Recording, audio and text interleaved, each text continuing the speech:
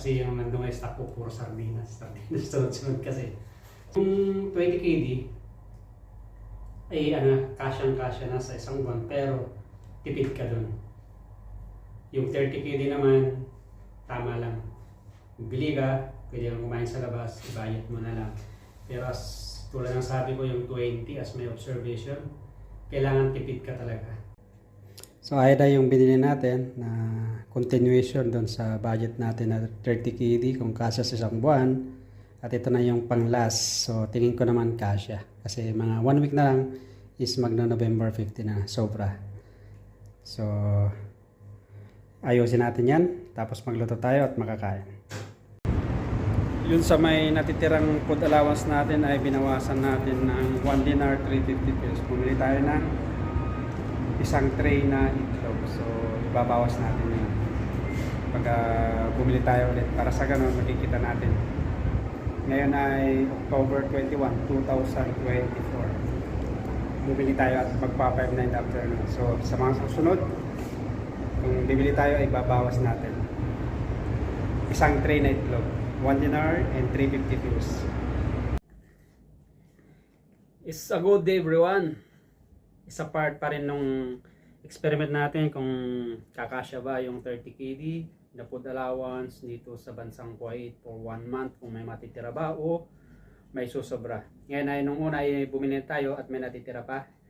So ngayon ay November 2, 2024 at ipapamili na natin yung natitira at kailangan yung mabili natin ay kasya hanggang November 15. Kasi nung nag-umpisa tayo is October 15, that will be 1 month. Titignan natin kung magkano pa ang natira at pupunta tayo sa city at bumili. So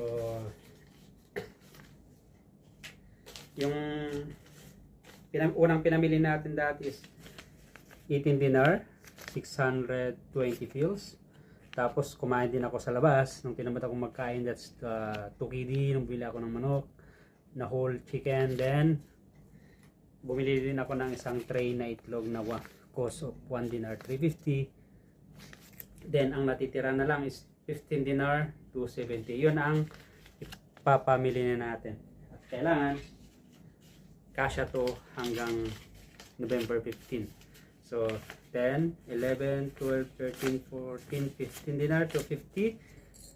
May 20 bills dito. So let's go. Samahan nyo ako para makita natin. Dahil di tayo natuloy noon na bumili ng ating food allowance kasi biglang may tawag tayo sa trabaho. Ngayon ay nandito tayo sa city ay bibili na natin. Yung natira 15 KD nung nakaraan ay bali bumili tayo ng bigas at prutas, tapos di ko na video yun eh. Nagastos ko na yung 5, so meron pang natitirang 10 KD. So ngayon papamili na natin. Dito tayo sa city para sa ganon makikita natin kung kasya ba yung 30 KD, pero tingin ko kasya. Tulad sabi ko, di ako natuloy nung nakaraan kasi nagbihis ko kailangan ko umatid ng meeting, tawag ng trabaho. So let's go, bibili muna tayo. Andito tayo sa Kuwait City, patok tayo sa loob. Ang daming tao, nagkataon kasi na weekend. There we go, samahan nyo ako. Andito na tayo at bili tayo ng ating ulam.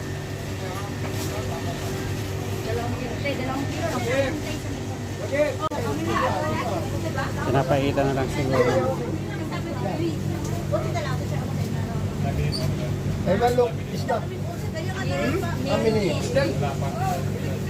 Papaitan na lang. Brother, how much? Half kilo papaitan? Yeah, half kilo bas. Yeah. Only half.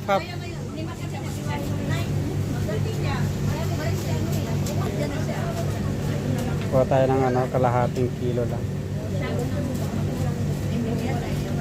Yan yung mga foxtail.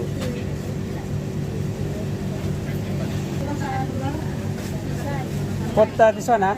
Papait. Mapi?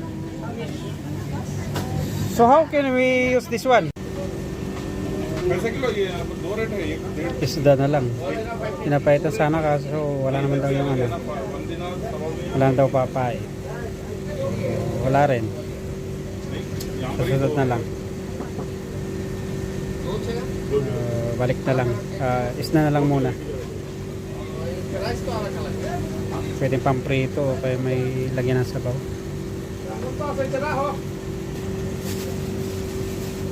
Malaki yung bangus.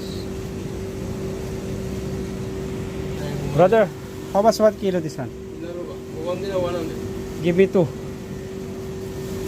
2 kilo.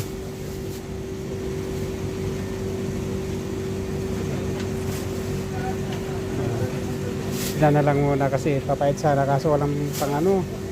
Papayad daw useless din. Next time na lang. So isda na lang muna.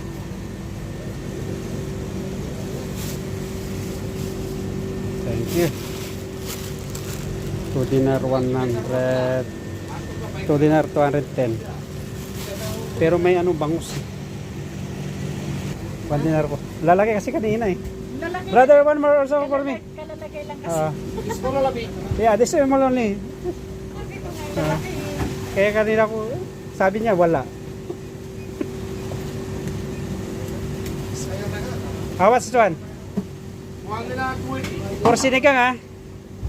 Yeah, thank you. Sa'yo. So bali kumapa na ako ng bangus. Kasi lalaki kanina eh. Sobrang laki. Kalalagay lang. And nililinis pang sigang. Hinihintay natin yung bangus. Kasi kumuha rin ako eh. Kasi kanina ang lalaki kasi yung naka-display. Kalalagay lang nila. Kaya na, tignan natin kung magkano. Kaya tamang lang laki yung nakuha natin. Kaya tamang-tama lang pangsigan. At para makawin na tayo. Thank you. So ito na siya. 1 dinar 200. Pwede na. Pangsigan. So nakalimutan ko luya. Kuha mo tayo ng luya. Para makawin na tayo.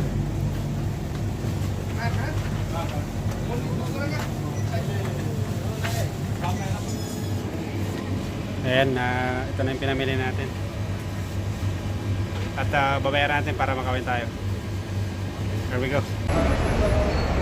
Dahil nakapamili na tayo, ay uwi na tayo. Ito yung yan tayo bumili, ang ambassador. Ito ay worth of 13 KD. Sumobra yung binayad natin na 10 KD. So uwi na tayo kasi medyo gumabi na rin. Talaga ganyan. Bumili na kasi ako ng mga pang-merienda. So uwi na tayo sa bayan natin. So it means yung nabili ko 10, almost 33 pero sigurado ako naman na sobrang 1 month na yan. Ito, nakauwi na tayo. Ito yung mga pinamili natin.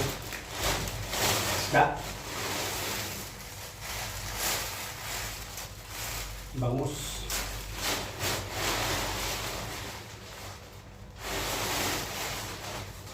Saka hasa-hasa yata ito.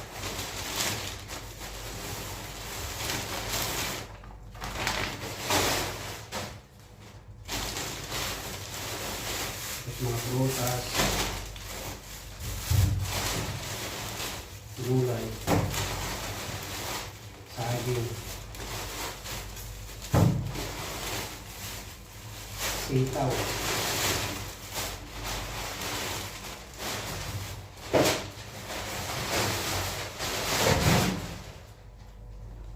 so titignan natin mamaya, bubuksan natin. Yan yung pinamili na natin. Nalinisan na natin. Mahal din. Kasi almost yung nagastos ko is almost 13 KD. Pero bumili din ako ng mga tinapay-tinapay. So okay lang. So it means yung naibili ko na 30 KD for 1 month supposed to be until 15. Pero tingin ko sobra-sobra naman to.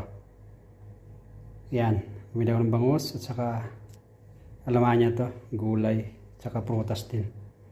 Saka sitaw. Paborito ko kasi yan eh. Kasi sitaw kahit kamatis luya lang. Asin may konting seasoning, pwede na sa akin yan. Sanay tayo sa hirap eh. Yan. So, ayusin natin yan. Tapos ngayon, magsisigang tayo. Ulam natin panggabi.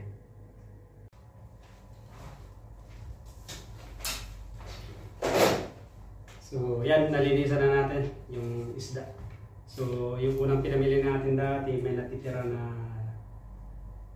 approximately 16. Tapos, dapat nung nakaraan, pupunta tayo bumili. Kaso nga lang, hindi tayo natuloy.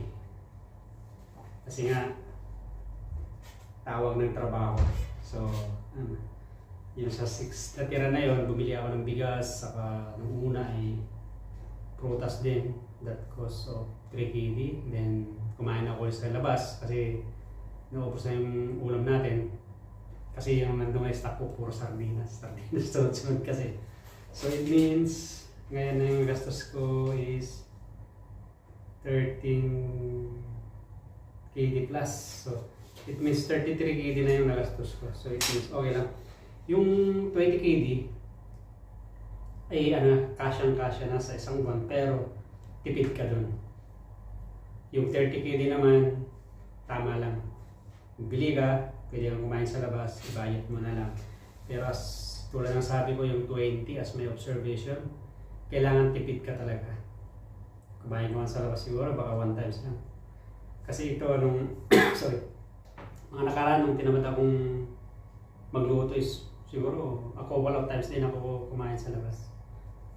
Yung isa, bumili ako ng isang whole chicken, then half chicken yata ulit, tapos kumain din ako ng biryani. So, tulad ng sabi ko, at saka yung iba pa sa kasama namin sa trabaho, at yata namin. Kaya yung 20 kg tulad ng sabi ko is kasya, kaso nga lang, kailangan mo talagang magtipid na. Tipid ka na yun. Yung 30 kg is okay lang, pwede ako kumain sa labas. So, hanggang doon na lang. Maraming salamat mga ka-OFW. Mga saan man sulok ng mundo. At yung mga ka-OFW na katulad kong nasa dito sa Kuwait, pa-comment below kung kasya sa inyo yung 20 kg na food allowance or 30 kg, sobra na ba yun? Pa-comment below. Maraming salamat sa iyong pagsama. Have a nice and great day to all of you. Kita-kits sa mga susunod kong videos.